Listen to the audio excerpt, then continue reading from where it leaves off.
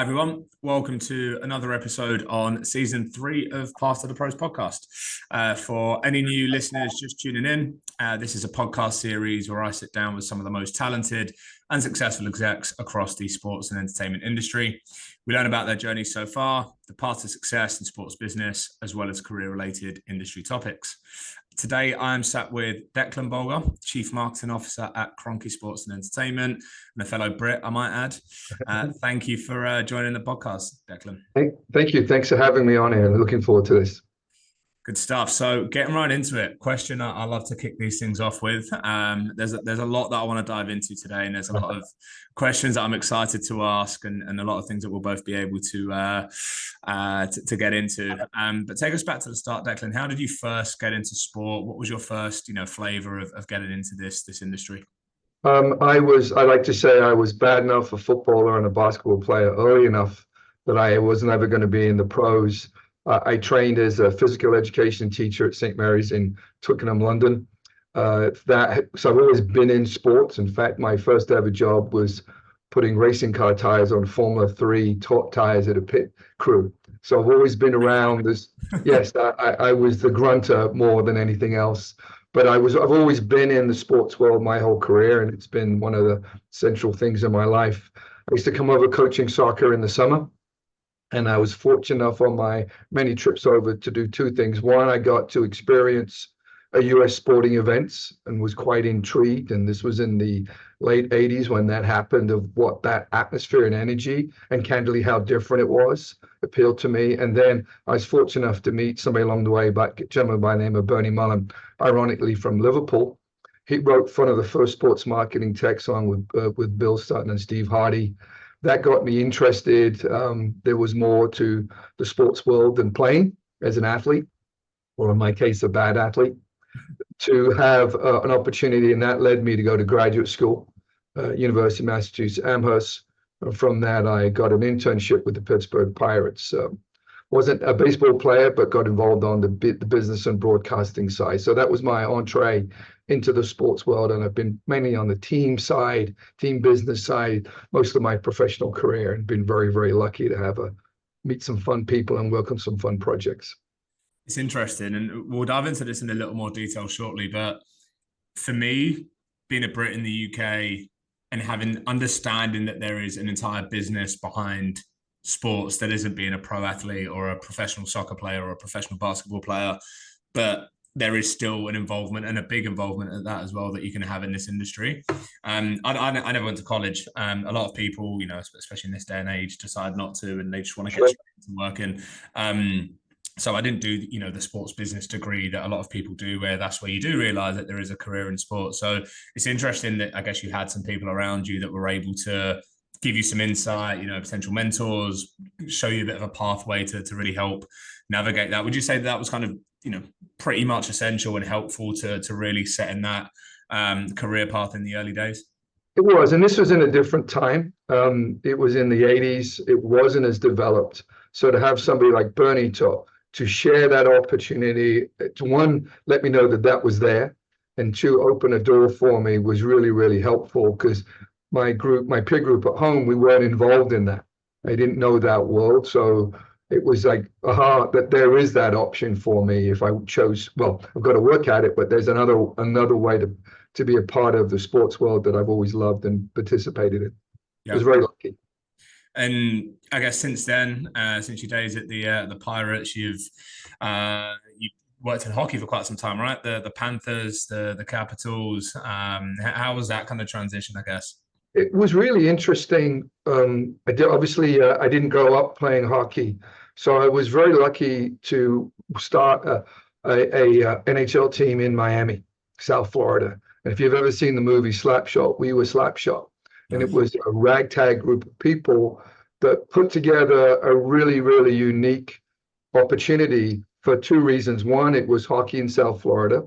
It wasn't a hotbed of hockey, and it's great now to see that they now won the championship, won the Stanley Cup. And two is I wasn't connected to hockey. So I like to think I brought a different view. I didn't know the code, the conduct, the rules of the game. And that allowed us to present the sport with a different, more open feel to it, as opposed to in a traditional market. And that was very energizing, entertaining to be a part of that experience. And obviously in South Florida, a beautiful place to live, but to have that, open eyes and connect people to a brand that I had to learn about and a sport that I had to learn about. I like to think that having a different background opened up, and even from simple explaining the rules, understanding the culture of the sport, the nuance, it allowed us an opportunity to do it in a different and unique environment. Washington was different.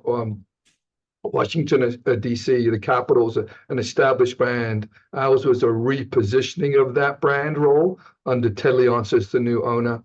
And now here with the Avalanche, we've gone through some very, very successful times, had some lean times, and it's restoring the luster of that franchise, which has always had that with Joe and Pierre, and then eventually winning 2 years ago, 2022, winning the Stanley Cup. So 3 different unique environments, all challenging and fun, and very rewarding. And it's great to win a Stanley Cup championship. That's really cool. Yeah, no doubt.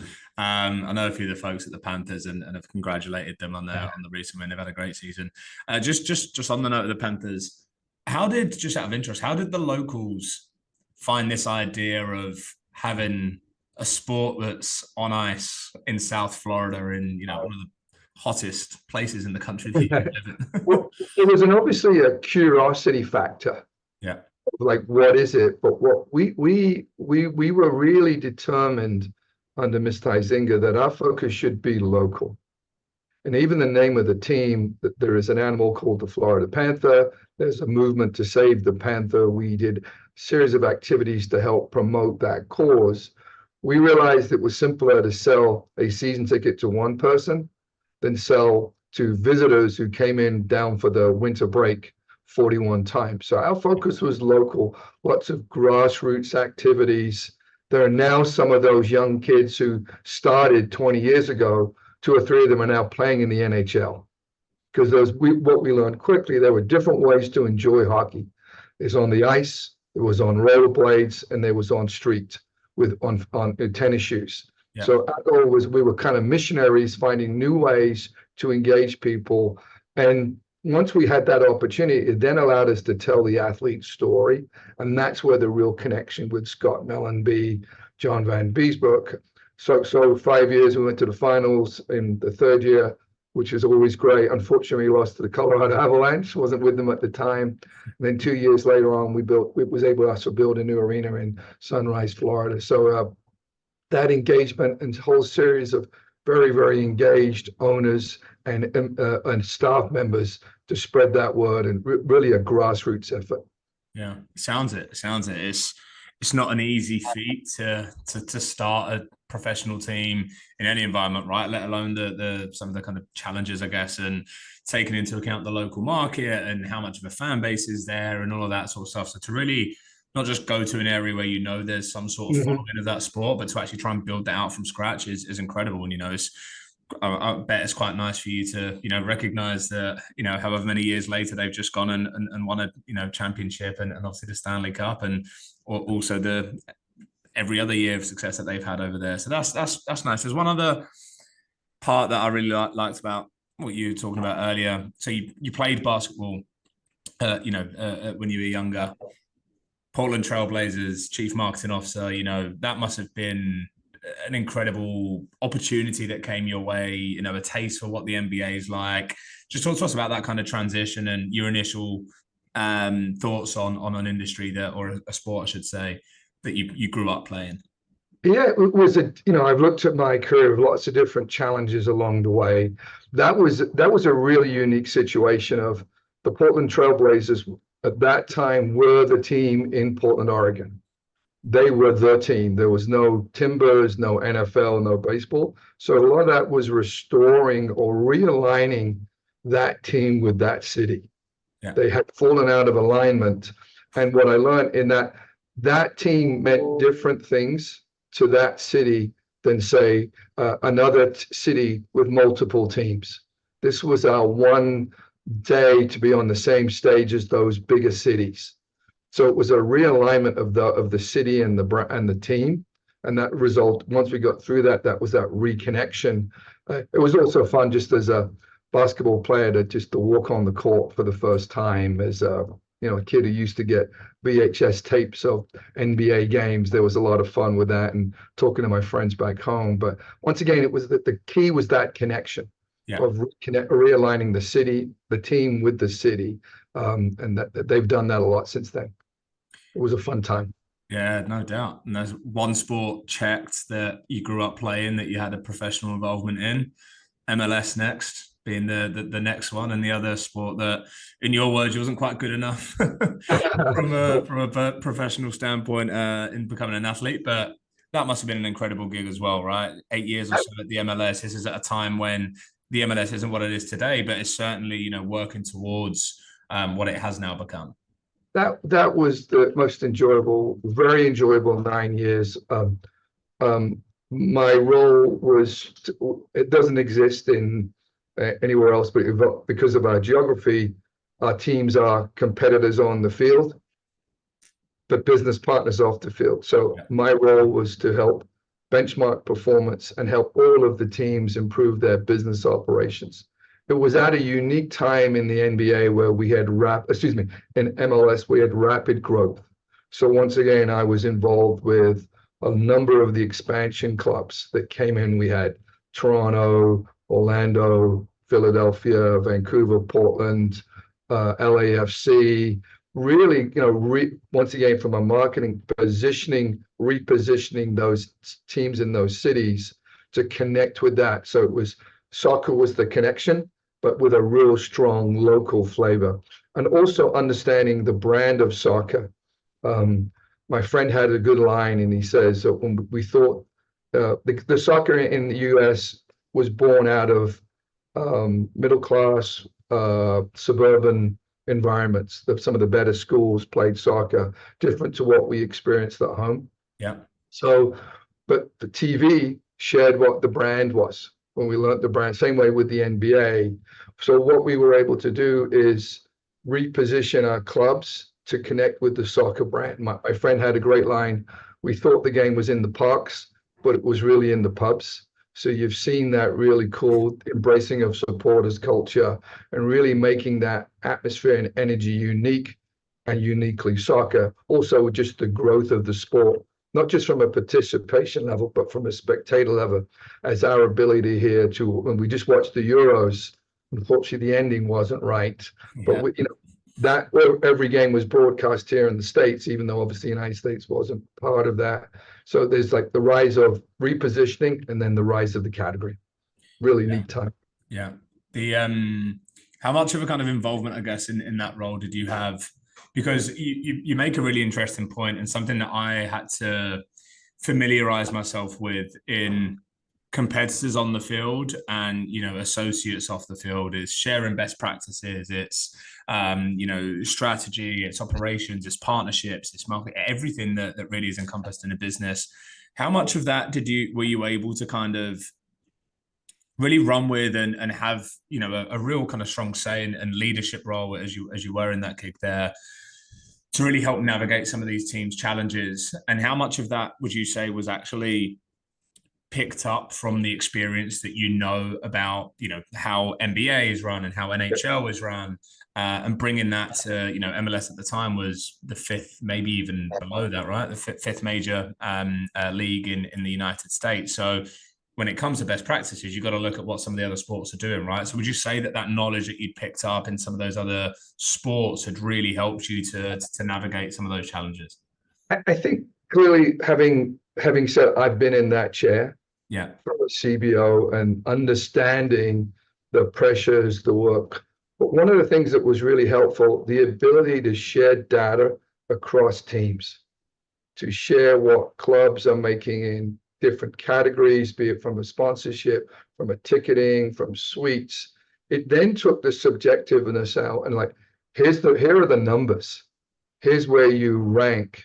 Here's where these clubs, the next question, well, what is it that they're doing that they're number 1 and 2 that I can learn from to move me up the scale? And we're all competitors at heart. That's why we're in this space. So our ability to use the data to show, look, here are the numbers. Take me out of it So season ticket holder retention, that's a number. When Yeah. we identified that, then we were able to track it and measure it. And through that measurement and tracking, see what tactics worked to do that. So next thing was geography really helped us. Yeah. Because you weren't going out on the street. When you look at Arsenal and Tottenham, they're 2.5 miles away, and they're one of 12, 13 teams in London, all competing for multiple partnerships. Where in the NBA, our closest team is Salt Lake City, and I think that's a 6 or 7 hour drive away. Yeah. So the geography really helps, where you're not going to be calling on a client and then walking out and seeing your competitor coming in the door next.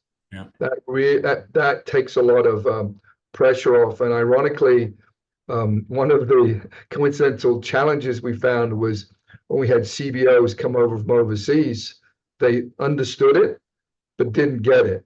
Because you've been brought up with, I don't want to share that, and for obvious reasons. Yeah. But once we got them past that, they'd see the benefits. So we were able to share strategies, tactics, execution. In fact, I was in Boston last week because the NBA got together with all of its, every single team brought their core business group all to Boston, along with partners and vendors.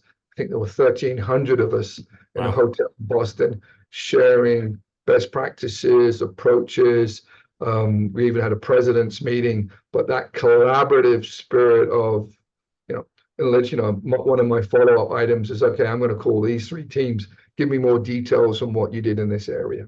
Very, very different than the model that we have at home or anywhere else in the world because of our geography and size. I can't think of any other industry where sharing best practice and, technically going up against your competitors on one, from one perspective, but you sharing best practices is actually advantageous for everyone from a different perspective. I don't think there is that unique situation, right, where you compete in one area, but you don't in another. And therefore you can share best practice in this area because it doesn't actually affect what happens in this other area. There's nothing like it. So I can imagine to that point, it must be really difficult for people to make that transition if you do hire people outside of the industry. And you're also, on a Saturday cheering for your team against the other. There's the emotional part of cheering for them against the guy you're going to call on Monday to share best practices with. Right. But that has, I would make the comparison for like any major corporation would, like a McDonald's would share and have access to store sales across their region, and think of it more as an internal group to do it that way. But it is the unique things of sports is that we need an opposition to survive. We need to play somebody to do that. So there are nuances to, as we all know, to our space and driving that. And coming back to your career, I guess then, I feel like there are a lot of people out there that the steps that they take throughout their careers ultimately help shape where they get to, right? And some people do that intentionally. Some people do that unintentionally. When I look at your role right now with Kroenke Sports Entertainment, and for those, younger folks, for those who aren't necessarily familiar with the industry that may not know, Kroenke Sports Entertainment own a number of clubs: the Denver Nuggets, the Colorado Avalanche, the Colorado Mammoth, the LA Rams. I'm sure I'm missing a few. They're a big business that own a lot of sports teams. And some of those areas that I just referenced there, Declan, are obviously areas that you spent at various different stints of your career in. So that kind of transition into a group focused role where you've got multiple assets, multiple properties. How's that kind of been? Because I think it's one thing, working for the MLS and having this club services is division. It's one thing being the chief business officer for a professional sports team and operating solely within that sports team. I think it's a whole new ballgame when you're talking about multiple assets and properties.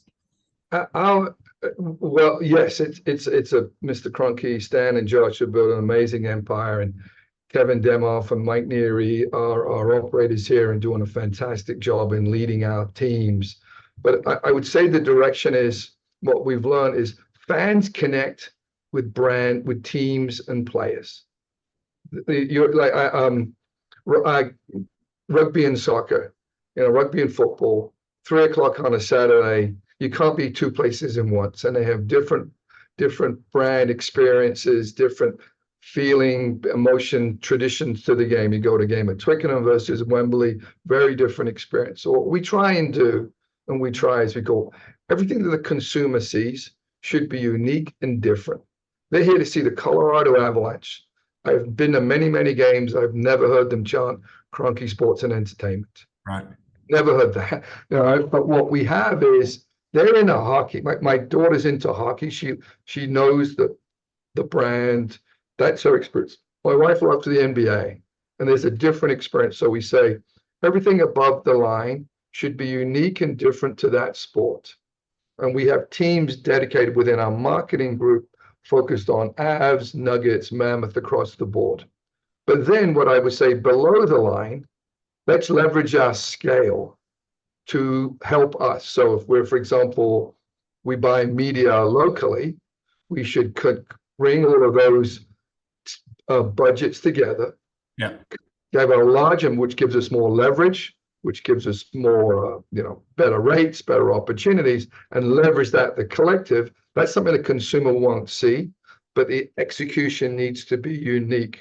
And we really try very, very hard to have that discipline of being unique to the brand. We'll talk about teams and sports. They have they're tribal. Yeah. They have their own unique culture. And, as a footballer, what the team stand for, what their brand is, and what their values are. Same thing with us. And where we lose is we make it the Avs on hardwood or the Nuggets on ice. There's unique and the brands are different, but the consumer is looking for that. And they may choose to go to different events, but those are unique and different experience. Like a soccer experience is very different than a basketball experience or a lacrosse experience. And that, even though we're played in the same, some of them in the same venue, above the line, the fans, it should be unique and distinct to that culture and that brand. Do you, when it comes to capturing the fan base that you guys have got, we were talking just before we started recording here today, and I was in Denver, only a few weeks back. And you can see, and you can just get a feel from that city that it's a sporting city. It's a real. You can just get it from the kind of culture and everything that you see there. When it comes to capturing fan bases across some of those other, teams, right? I don't know. I'm an Avalanche fan. Maybe I don't really have a major interest in soccer, but the fact that my team is owned by the same group as a team that owns a soccer team, do you think that there is something there for people to think about, and how do we expand our fan base through some of the other teams? Or do you think it's actually quite challenging given some of the points that you just mentioned there regarding the experience, regarding the individual? Fans are smart. They're very, if it's done in a manner that is authentic to the brand, yes. If it's stop what you're doing and listen to this message, no. Right. But I agree. Denver is a spectacular city. We've got the beautiful Rocky Mountains behind me here. Our challenge as marketers is not just our teams locally. Our challenge is worldwide. So when I grew up, I could only watch the local teams. I did not. Here, we're competing on an international level with Real Madrid, Man United, Barcelona, you name that. The proliferation of media where you can follow those teams. So a young child has many options of who they're going to follow, what sports, and then within that, what teams within what sports. So it is just not on a local level; it's on a national, international level. We're going to be in Abu Dhabi for preseason, but our team is up.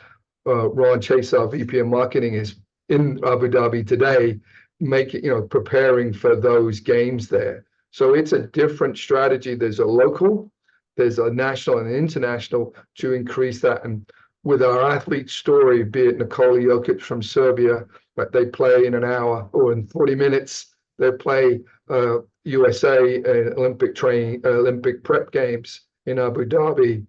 That's the nature of we have here, but they need to be distinct and unique stories. And that's our challenge and our engagement opportunity. Yeah.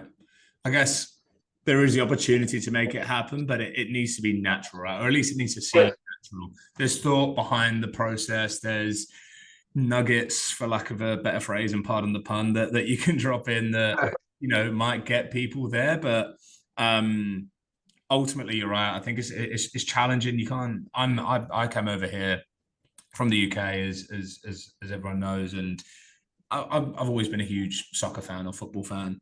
Coming over here, the feeling of having, NHL, or maybe not NHL, but hockey or basketball or whatever it might be, come to a game, come to a game. I didn't do it because the advertising was there. I done it because, one, I wanted to learn more about each sport and find which sports I prefer. And two, obviously, because it's an industry that I work in. But if you take the kind of typical fan, I can imagine, you've got different categories in different areas, and people have different preferences in different areas. So a lot of that makes sense. One of the things that's quite interesting for us to dive into today is some of those differences between being British, being in the US, or being an American in the UK, and some of the kind of cultural differences that come within that. I guess in your experience, what do you think that the fan bases not necessarily just consume, whether it be content or whether it be, the sports in different ways, but in your experience, have you found any kind of real big cultural differences between the two fan bases when you look at the UK and you compare it to the US? I think the US has been more aggressive in not just the sport, but the overall entertainment experience. Yeah. We're slightly ahead in our venues, and you look at SoFi and what the Warriors have done with their building. So I think once again, because of the size of the country and competition, we've been able to broaden our fan experience to different segments. So it's not just a traditional football fan. There are multiple audiences within that game. Now, as a marketer, that's really challenging because you've got different segments looking for different things when they come to the game. And it's unique because they're experiencing it in the same venue. I think we're a little, I don't know if ahead or have had more practice on that overall widening the reach of than the core sports fan. We've grown that in different products.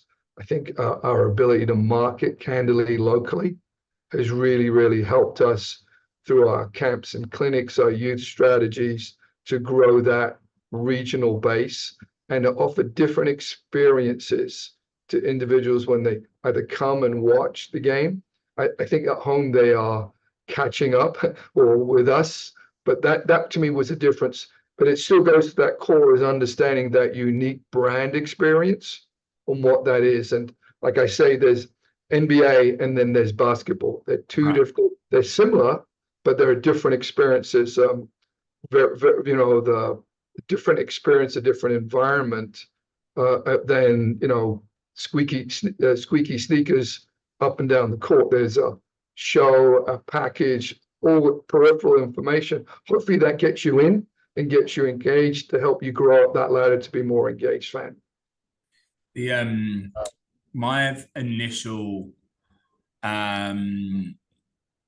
experience of the differences between how UK fans enjoy sport and how US fans enjoy sport.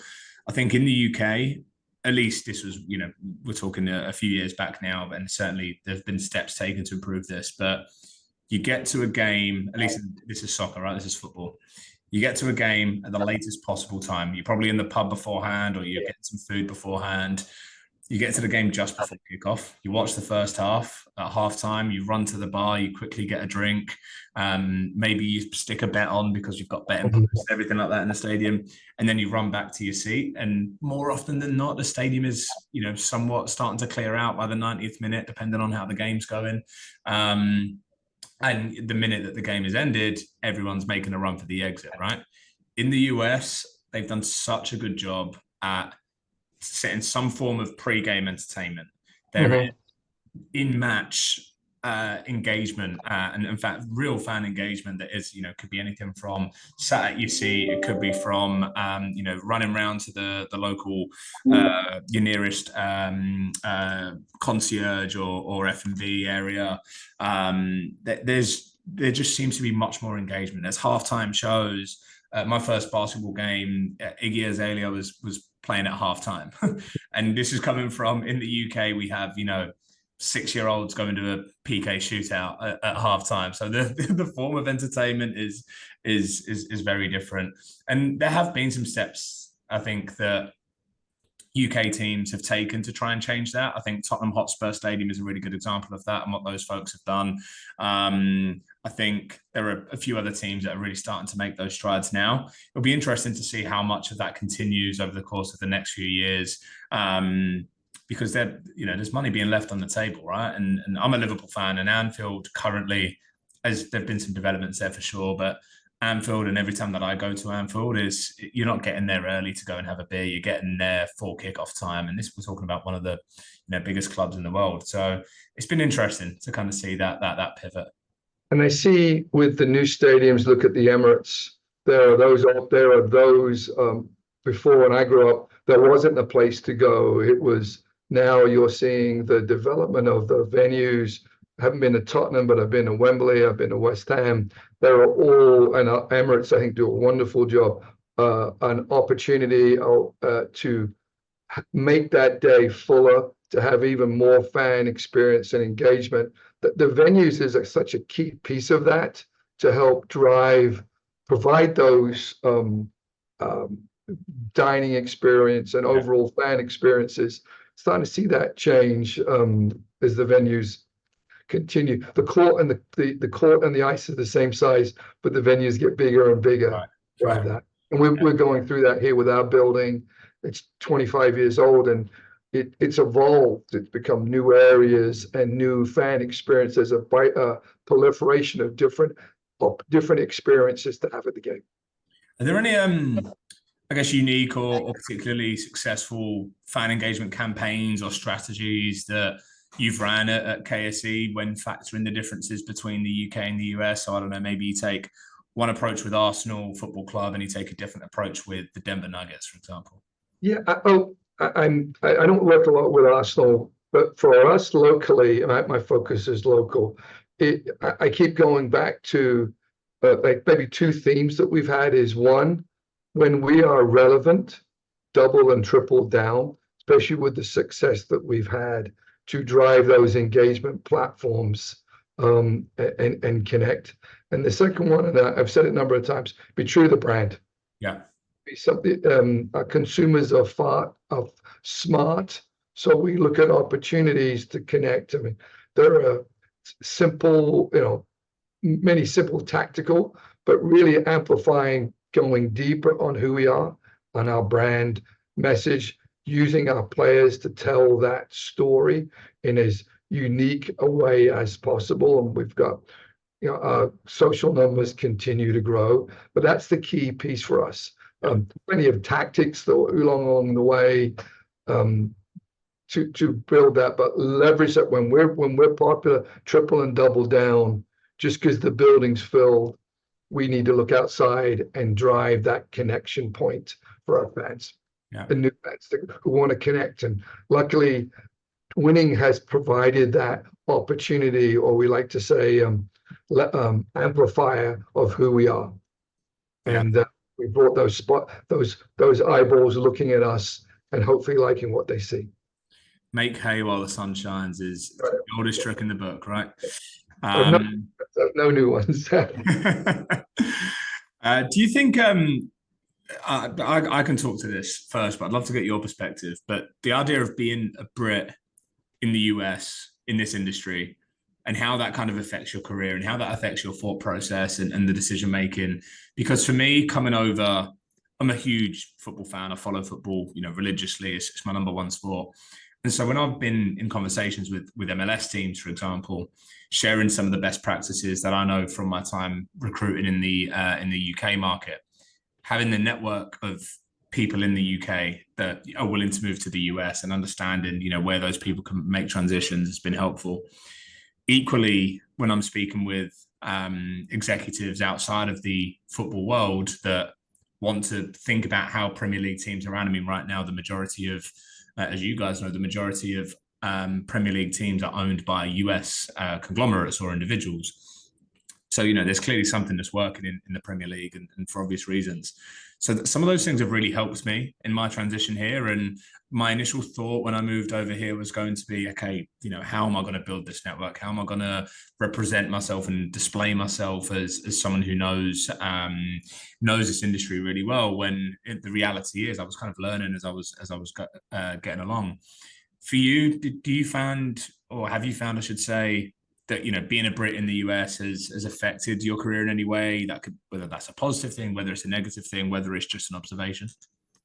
I think the answer is yes. There's been positive of just having a unique story.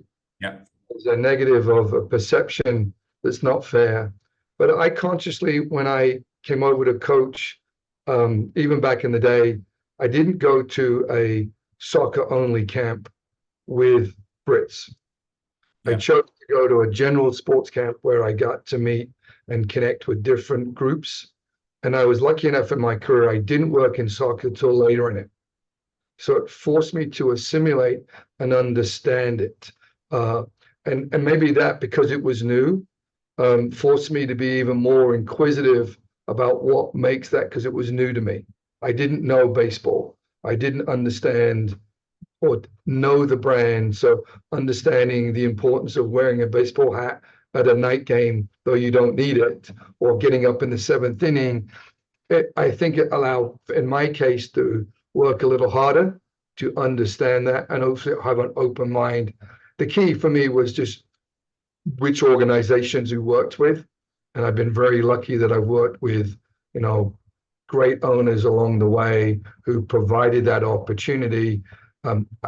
One, and then two, also having seen how sports operate in different areas, in different parts of the world, be it the supporters culture that we have at home, be it the tactics of being able to kind of see outside the city, the world boundaries, easier now than it was, but understanding like what some of the football clubs at home are doing in their membership, where they're not a season ticket holder, broadening their reach. I felt the Premier League clubs especially were really good early on getting their games and doing tours to get footballs in countries. Now, our system is slightly different here, but having that idea of experiencing something different and working with great people who give you that opportunity, I hope that answers it. Something, it's a good conversation starter, because I still have a little bit of my accent, not much, but but once you get past that, it is, can you execute? Can you do the work? I've got to ask, why do baseball players wear caps at night? The same reason. It's weird. Sports are tribal, and there are traditions, and I wear them because it's kind of like, why does the manager wear a uniform? Because he's always done it. They were traditionally day games, and they wore hats. But when we started to put floodlights in, nothing changed. There's this. You look at all sports. I'm trying to think of why do people wear scarves to games in August? Because that's what you do. Why do you look rugby? Why are you quiet for the conversion? If you're a real fan, you should be trying to put the other team off. Right? Yeah. But going back to that, there's a culture and a code within every sport or brand that are unique. Doesn't make sense to anybody outside it. Yeah. When you're in it, those are unique pieces. Like in hockey, we have the Zamboni, and everybody watches it and it's a unique thing. And my claim to fame was putting the first seat on a Zamboni because I didn't know you couldn't, and that was from coming from outside. That's it. Easy to think logically in those situations, isn't it? Oh well, it's dark. Why do you need a cap? But you don't think about the big picture there, rather than just what the eye sees. Yeah, and we're trying to apply logic to an emotional, like your love of Liverpool is not logical. Yeah, 100%. Right. But that's it's insane. That's the magic of our space, where we provide people opportunities to connect. Jerry Jones, the owner of the Cowboys, has a great line. He says, sports is quality time with others.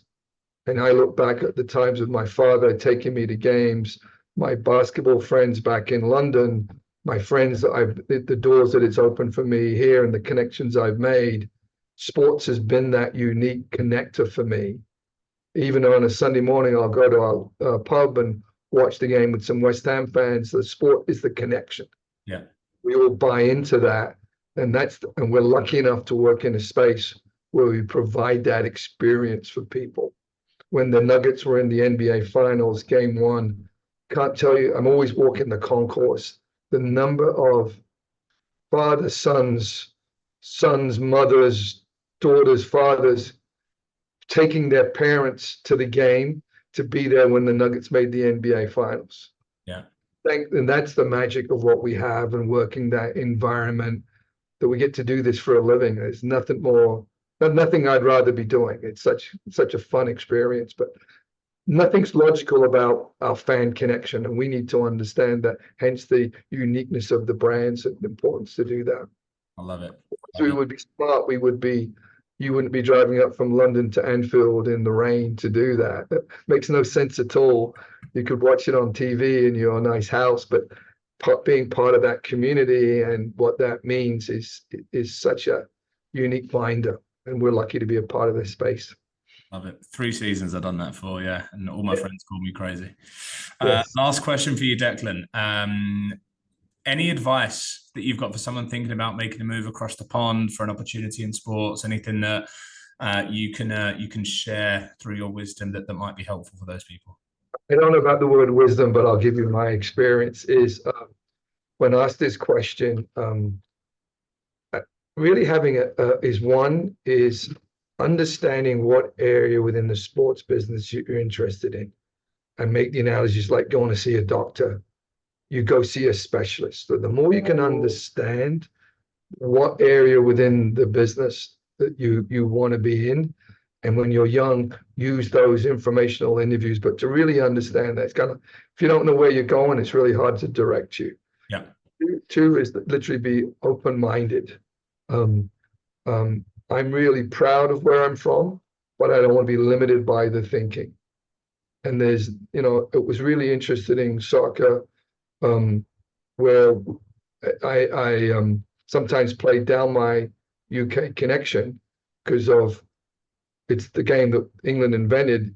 We should be open to other ways of doing that. Coming in with a know-it-all attitude just because you play doesn't make it. So those are the pieces. There are many, many more opportunities now than we've ever had. The world is a lot smaller, but research and understanding of what area of the business you want to get to, open-mindedness. And there are some wonderful people in our space who are more than happy to help each other because we've all been there, and that's it. And obviously, just work hard, work really hard. No doubt. Love it. There you have it, guys. Super, super helpful. I've even learned a lot coming off of this conversation here today, Declan. So thanks a lot. It's been a really enjoyable chat. Hope you've enjoyed it as well. And good luck to all of your assets, I guess, in the upcoming season or during the current season, depending on which area of the fan base you sit in. Thank you very much. Appreciate the time. It's been fun. Thanks, guys. We'll be back again next week.